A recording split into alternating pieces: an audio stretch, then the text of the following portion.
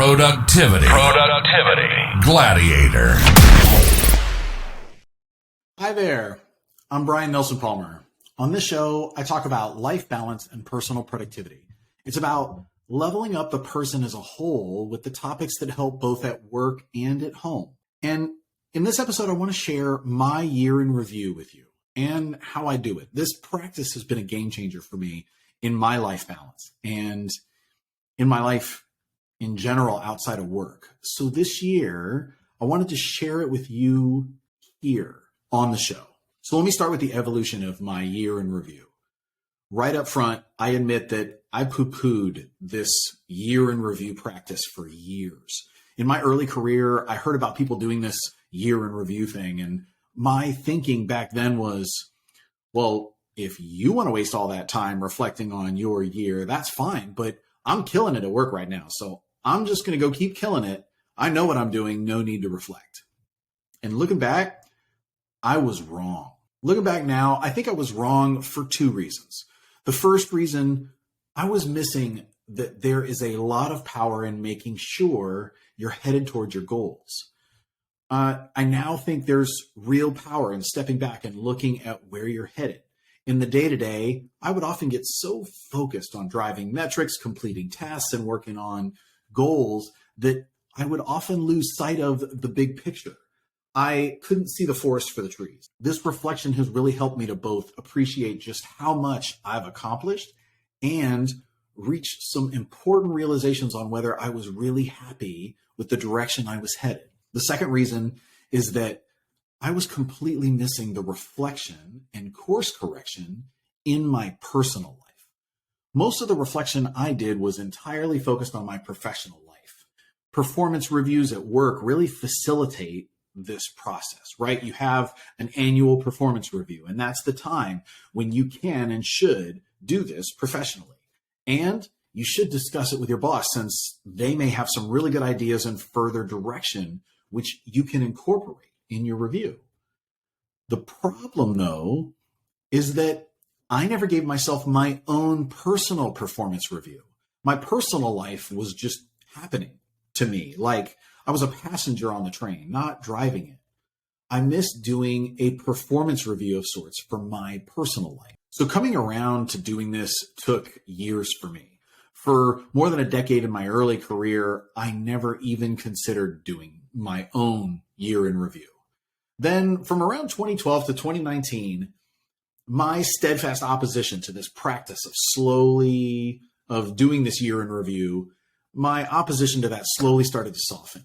Each year, the people in the productivity space, which I followed and I looked up to, would talk in their blog posts and podcasts about their year in review they'd completed.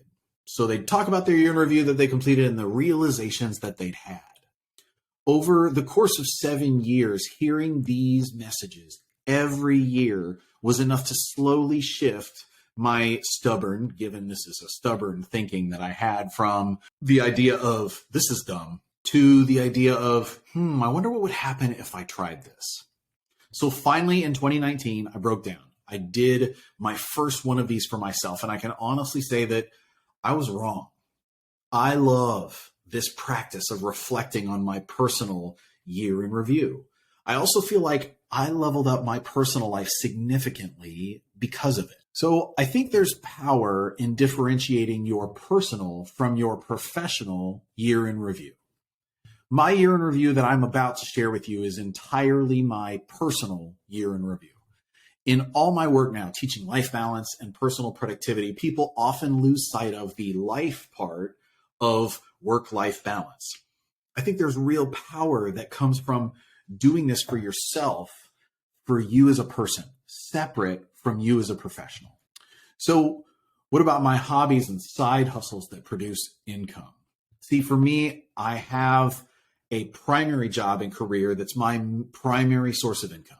But I also have several side hustles, and I'm betting many of you probably identify with this. You may identify with it.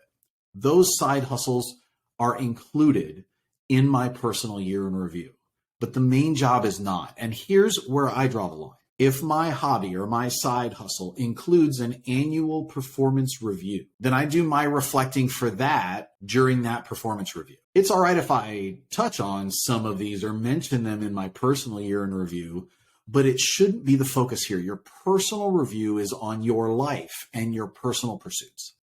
Just one quick note here on the structure of my year in review.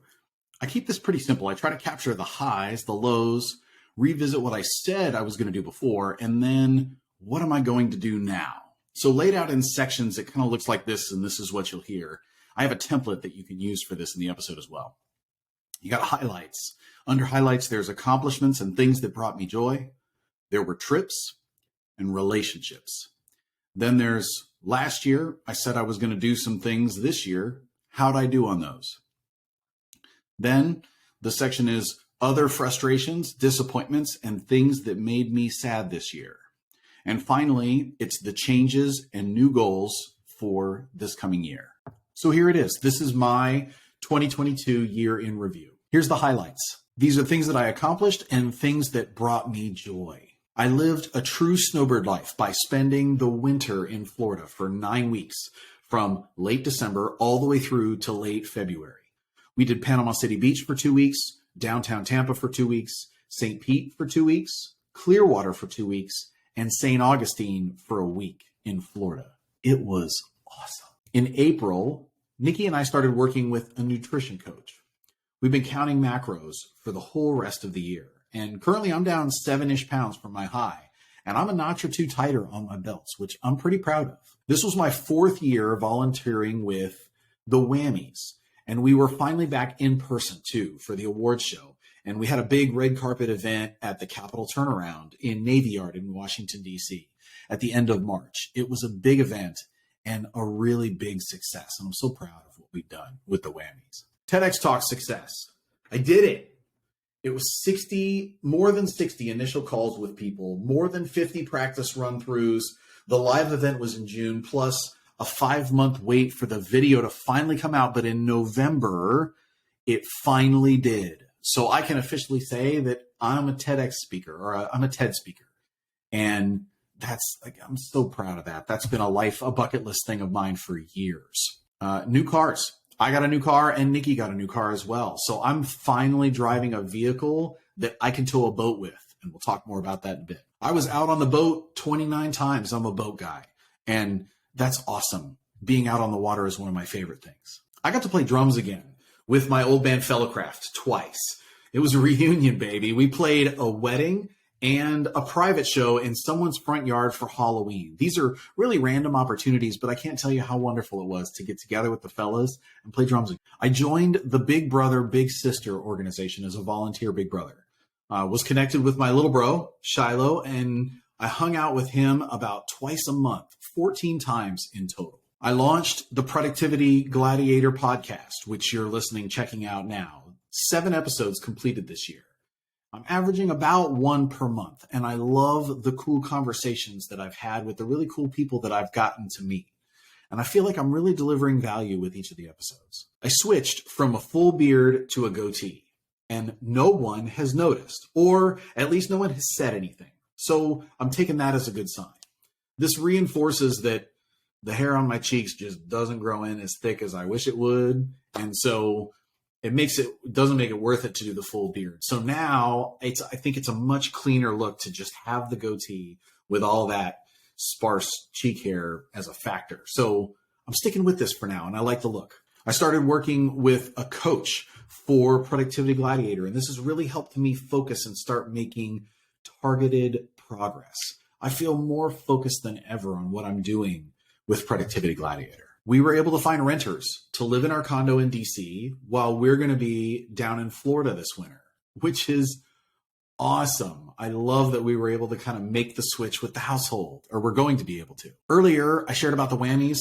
I was going to take a step back from volunteering with the Whammies for this coming year, but they countered and offered me a contract to keep working on it. And I love the Whammies.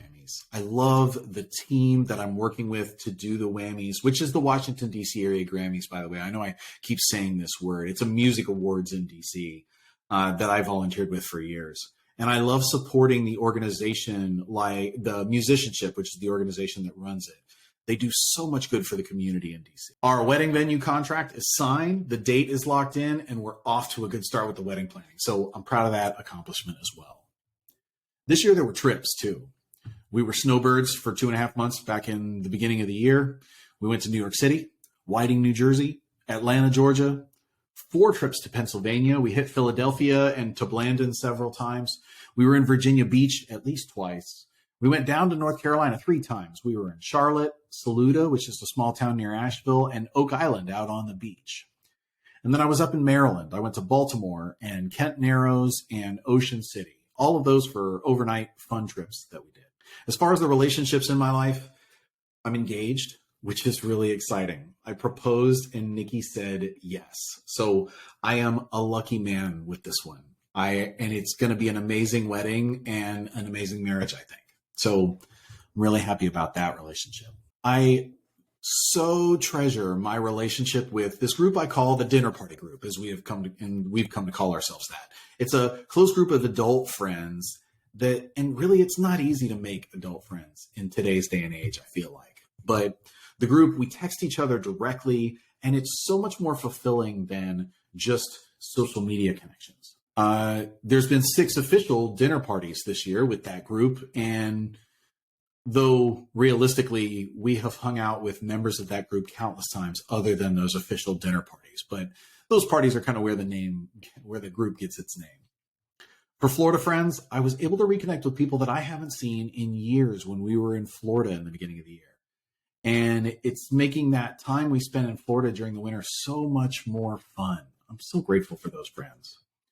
I've also made some amazing new adult friends that have actually stuck this year.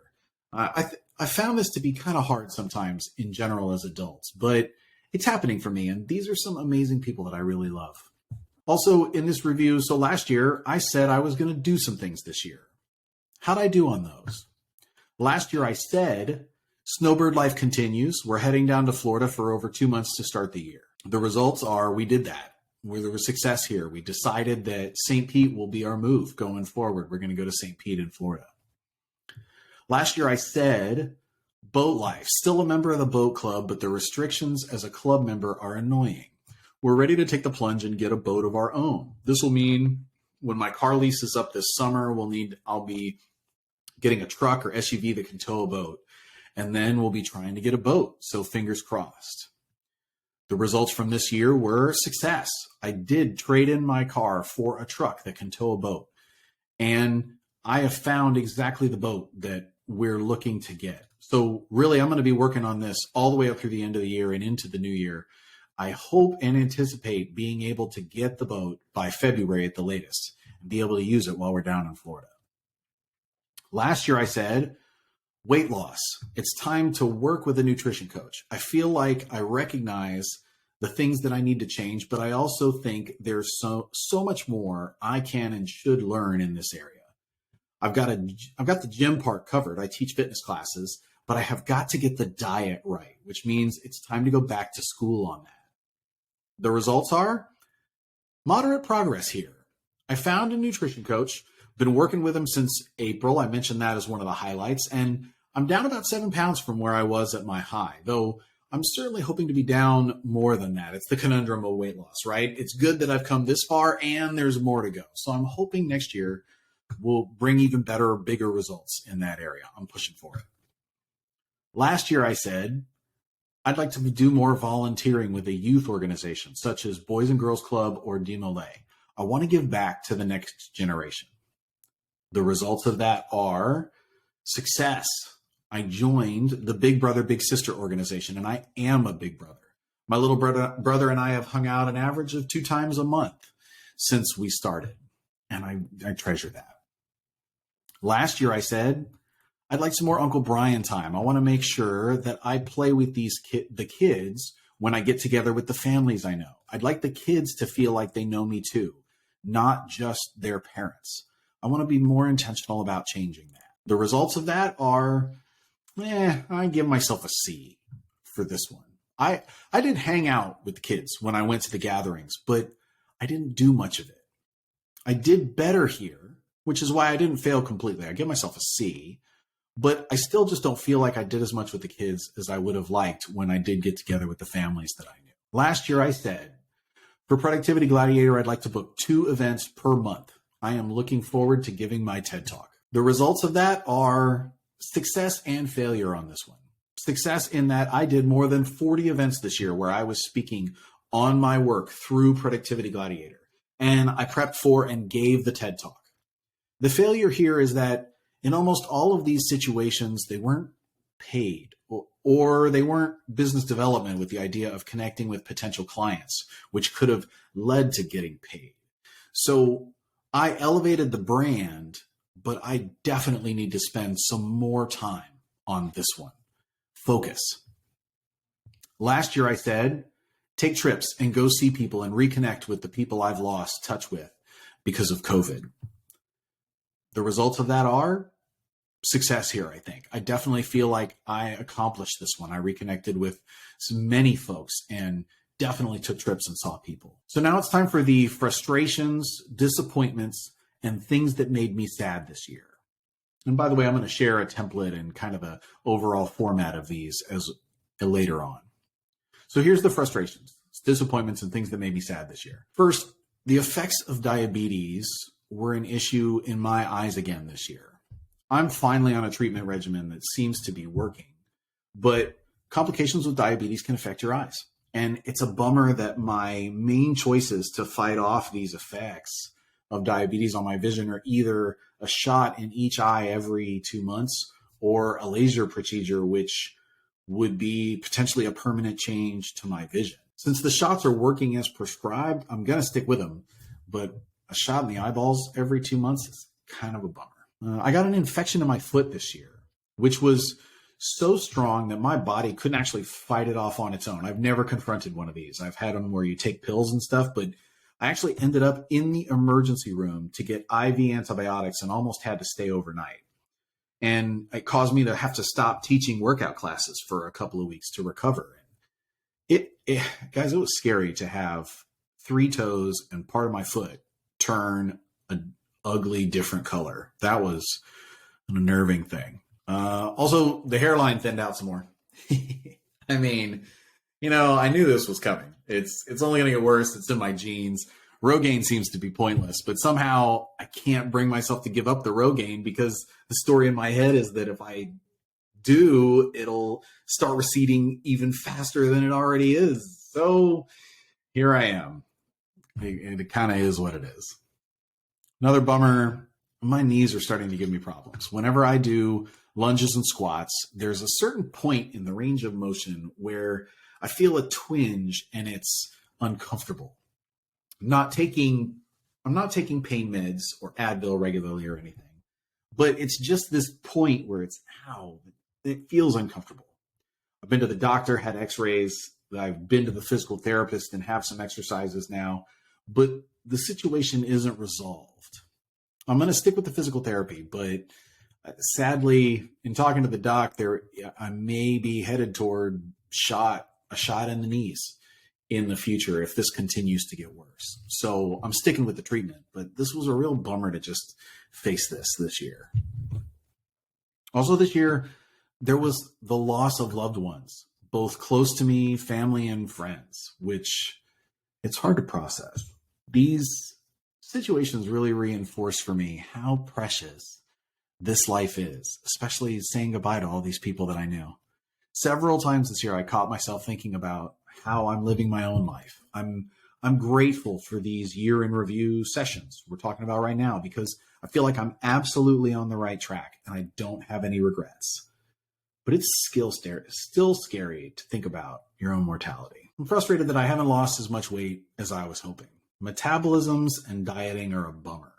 I thought I'd work with this nutrition coach and the pounds would just fly off, but sadly that didn't happen. Also, I've always heard people talk about how it gets more difficult to lose weight as you get older, and I feel some of that frustration now.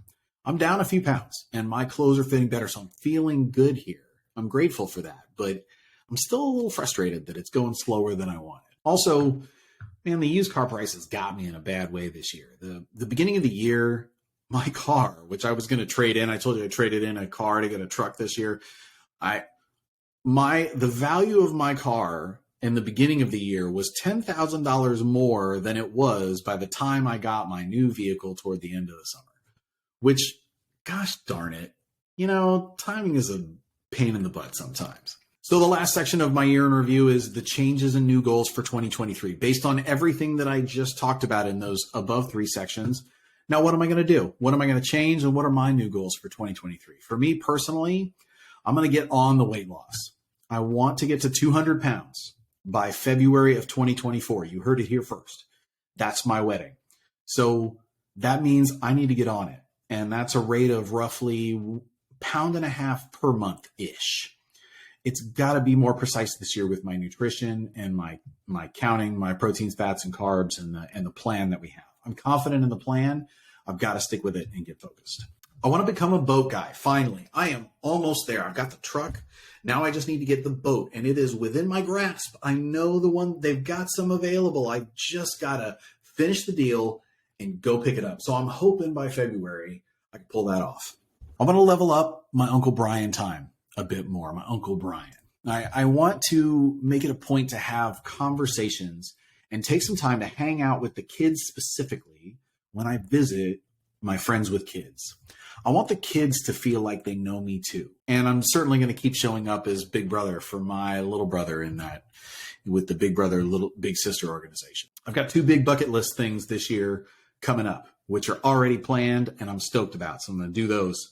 I've got a trip on the world's biggest cruise ship for my 40th birthday this year, which I'm excited about, and an Alaskan cruise with my family. The Alaskan cruise is also a bucket list thing. So checking 2 big ones off for me that I'm really stoked about. I want to work on being a better partner for Nikki, my better half, and focus on supporting her in the way she wants and needs. In our conversations, I want to remember that it's not my job to fix it. My main role in that relationship is to listen and validate in our conversations, and only fix if she asks. I want to do 2 paid Productivity Gladiator engagements per month. Gonna find a way. Also, I want to upgrade Nikki and I's living conditions to support full-time remote work. We both work from home. And so to facilitate that, we really each of us needs our own office and with a door that closes. So that means we really need a 3-bedroom spot to live. We have 3 bedrooms in the place in Florida that we're headed to this year, but I need to figure out a way when we get back to DC in the late spring and summer. I want to find a way for us to get 3 bedrooms up here. So now you try. It's your turn. And the good news is I created a template Google Doc that you can copy and use to try this for yourself. You'll need a Gmail or a Google account in order to access it to create your copy.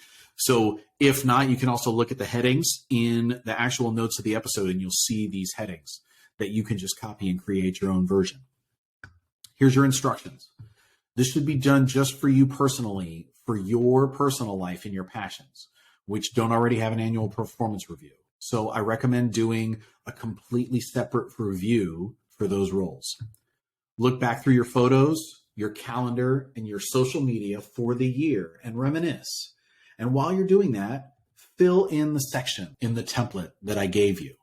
Capture the highs and the lows. Once you feel you've really captured the year, at the end, fill in the changes and new goals section at the end. This thing is written in a conversational way so that if you want to copy, paste, and share this on social media or text it to friends or family, you can. I do recommend sharing it with, if you have a significant other or other people that are close to you. It's really powerful to share this with them. It's a way to get to know someone a little different than just what you might talk about over drinks. So don't be scared of that. Share it with them too if you want. In the Google Doc, I've used the heading 1, 2, 3 to label the headings so that as this document grows, if you want to maintain the clickable table of contents at the top, you certainly can. And then here's the thing. How do you keep it going, right? You're going to do this annual review in the end of December or early January. But then what? How do you stay on track? So here's what I recommend for the next year. Each year, you can copy, paste, and duplicate the previous year, fill it in, for that year. So you can basically just keep copying and pasting, and all in the same Google Doc or the Word doc or wherever you're saving it. I recommend keeping them all together in a row so you can reference back. And then check in with yourself each quarter to see how you're doing with your intentions for the year. To make this easy, you can do one of two things. Either put a marker on your calendar for each quarter every 3 months to remind yourself, or my personal tactic, in the Google Doc, you can click the share button at the top and copy the link to the document that just yourself can access. Then send an email to every 3 months at followupthen.com. You can try this for yourself. It's every 3 months at followupthen.com. This is a free email reminder service. The subject of the email can be, how's my year going? Check in. And then in the body of the message, email message, put the link to the document you've pasted, the link to the document you've copied, and put it in the body of that email. So each quarter, that email will hit your inbox. And all you have to do is click the link and it'll pop right up to the calendar or to this year in review so that you can review it yourself. So I hope you try it. Use it, leverage that link, and jump in.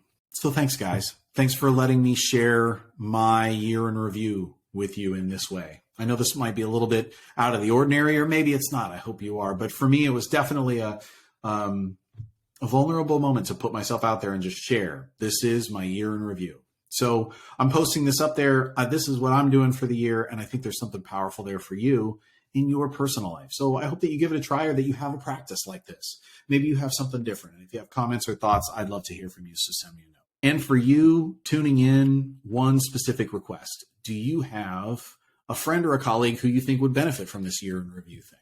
If you want to share the link to this episode or hit share, I would love that. And I certainly think they would probably appreciate it too.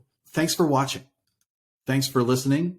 If you sign up for my email list right now, I'll send you my 3 favorite time hacks so that you can try them for yourselves. My TED Talk that I shared with you about talks all about these time hacks or ways to get your time back. So these are real light bulb moments for the people in my workshops that I teach. And so you can try them out for yourself, along with the knowledge and info that I'll be sharing and write-ups for these future episodes, because I don't do much on social media, a whole bunch. So I share a lot of what I share is valuable stuff via email. So if you get an email from me, it's because there's actually something of value in there. I love this productivity gladiator thing. So thanks for letting me share it with you. That's a wrap.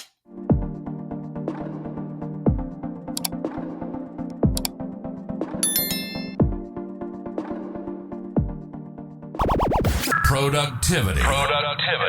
Gladiator.